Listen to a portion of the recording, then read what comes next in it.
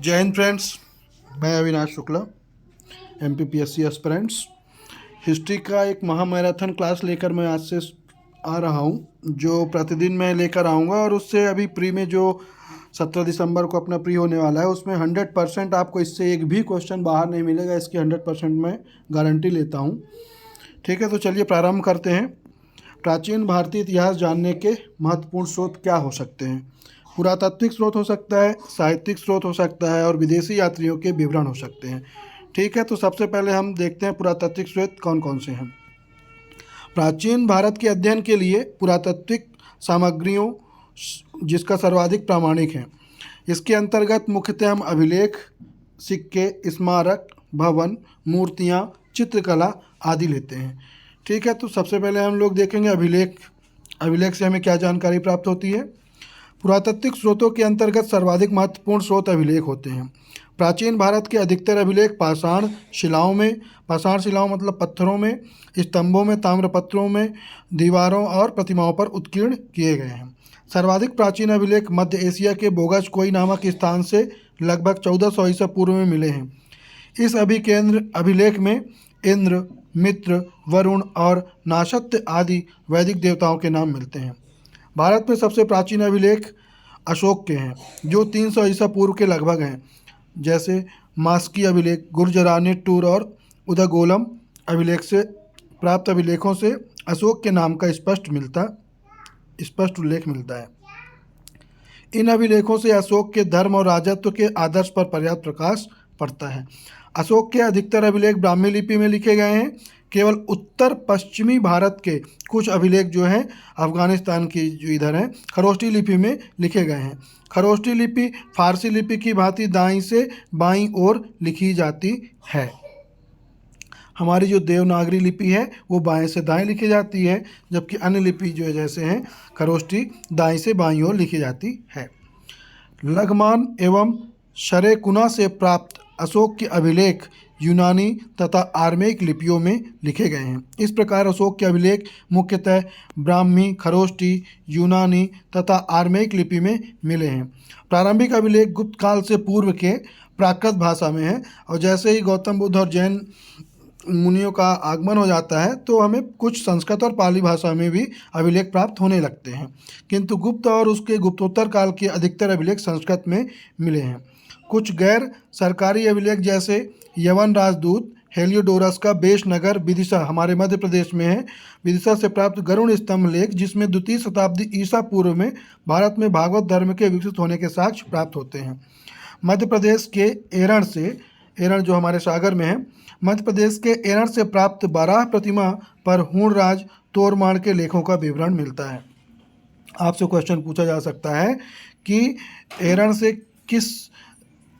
किसका हमें जो साक्ष्य प्राप्त होता है, तो तोरमाण एक राजा है, हूणराज तोरमाण, जिसका विवरण हमें प्राप्त होता है। सबसे अधिक अभिलेख मैसूर से प्राप्त होते हैं।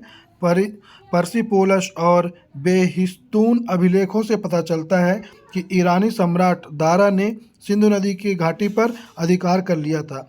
दारा से प्रभावित होकर ही अशोक ने अभिलेख जारी करवाया था। सर्वप्रथम इन अभिलेखों को 1837 में जेम्स प्रिंसप ने ब्राह्मी लिपि में लिखित अशोक के अभिलेखों को पढ़ा था। आपसे क्वेश्चन कई बार पूछा भी गया है, आप किसी भी PSC को उठाकर देख लीजिए, ये क्वेश्चन हमेशा रिपीट होता है कि अशोक के सबसे पहले अभिलेख किसने पढ़ा था। तो 1837 में जेम्स प्रिंसप ने ब्राह्मी लिपि में इन अभिलेखों को पढ़ा था। ठीक है, फिर आगे चलते हैं। हमने अभिलेख के बारे में इतनी सारी चीज़ें देखी है। अब आता है अगला सिक्के। सिक्के से हमें क्या जानकारी प्राप्त होती है अपने प्राचीन भारतीय इतिहास के बारे में? सिक्के के अध्ययन को हम मुद्रा शास्त्र कहते हैं। पुराने सिक्के तांबा, चांदी, सोना और सीसा धातु के पहले बनते थे। तो पहले जो सिक्के बनते थे वो तांबा, चांदी, सोना और शीशे के बनते थे। पकाई मिट्टी के बने सिक्कों के सांचे ईसा की आरंभिक 3 सदियों के हैं। इनमें से अधिकांश सांचे कुषाण काल के मिलते हैं। आरंभिक सिक्कों पर चिन्ह मात्र मिलते हैं, किंतु बाद के सिक्कों पर राजाओं और देवताओं के नाम तथा तिथियों का भी उल्लेख मिलता है। आहत सिक्के या पंचमार्क सिक्के। भारत के प्राचीनतम सिक्के आहत सिक्के हैं, जो ईसा पूर्व 5वीं सदी के हैं।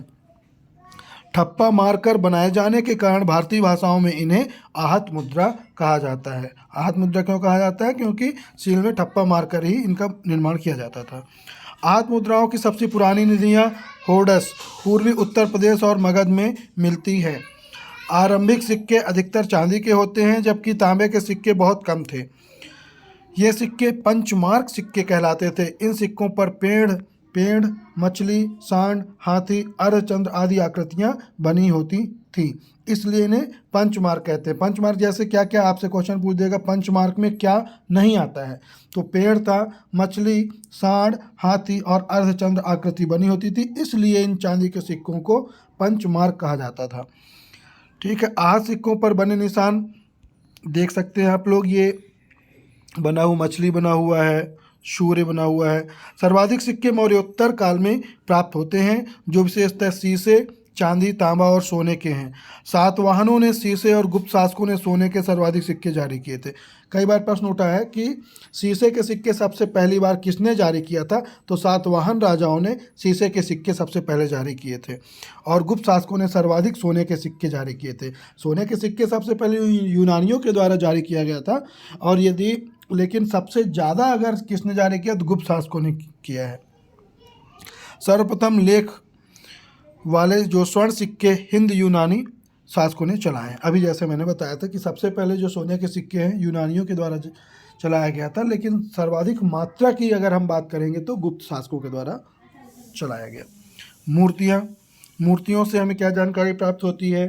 प्राचीन काल में मूर्तियों का निर्माण कुषाण काल से आरंभ होता है। कुषाण, गुप्त और गुप्तोत्तर काल में निर्मित मूर्तियों के विकास में जन सामान्य की धार्मिक भावनाओं का विशेष योगदान रहा है। कुषाण कालीन गांधार कला पर विदेशी प्रभाव है, जबकि मथुरा कला पूर्णतः स्वदेशी है। गांधार अफगानिस्तान के आसपास का क्षेत्र है, जिसे हम गांधार कहते हैं। आपने महाभारत में गांधारी नाम सुना ही होगा। ठीक है, भरूच स्तूप सतना में है। बोधगया और अमरावती की मूर्ति कला में जनसाधारण के जीवन की सहजीवी झांकी प्राप्त होती है। ठीक है, अब ये एक टेबल है, इसमें से मुझे लग रहा है 1 या 2 क्वेश्चन आपको हो सकता है कि अपने एग्जाम में प्री में मिल जाए। आपसे पूछा जा सकता है यह अभिलेख किस शासक से संबंधित है, इसमें किसका वर्णन है? इस प्रकार से एमसीक्यू बनाया जा सकता है। हाथी गुम्फा अभिलेख, तिथि रहित अभिलेख इसे कहते हैं। किस राजा के बारे में जानकारी प्राप्त होती है? कलिंग राजा खारवेल के बारे में। खारवेल के शासन काल की घटनाओं का क्रमबद्ध विवरण हमें कहाँ से प्राप्त होता है? हाथी गुम्फा अभिलेख से मिलता है, जो कि कलिंग राजा खारवेल से संबंधित है। जूनागढ़ या गिरनार अभिलेख रुद्रदामन से प्राप्त होता है। रुद्रदामन की जानकारी प्राप्त होती है।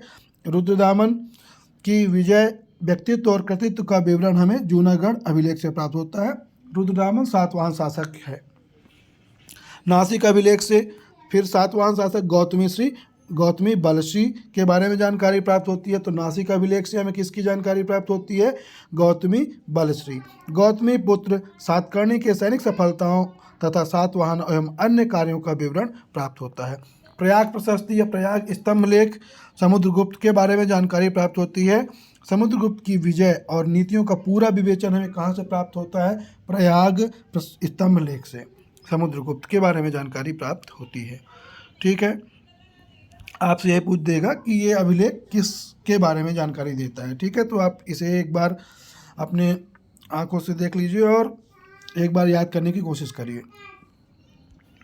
ऐहोल अभिलेख नहीं, मंदसौर अभिलेख मालवा नरेश यशोधर्मन।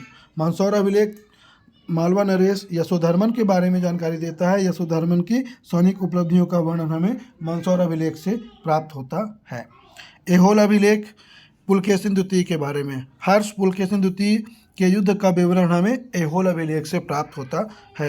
ग्वालियर अभिलेख प्रतिहार नरेश भोज के बारे में जानकारी मिलती है। ग्वालियर अभिलेख से गुर्जर प्रतिहार शासकों के विषय में विस्तृत जानकारी प्राप्त होती है। भीतरी तथा जूनागढ़ अभिलेख स्कंदगुप्त के बारे में जानकारी हमें भीतरी और जूनागढ़ अभिलेख से प्राप्त होती है।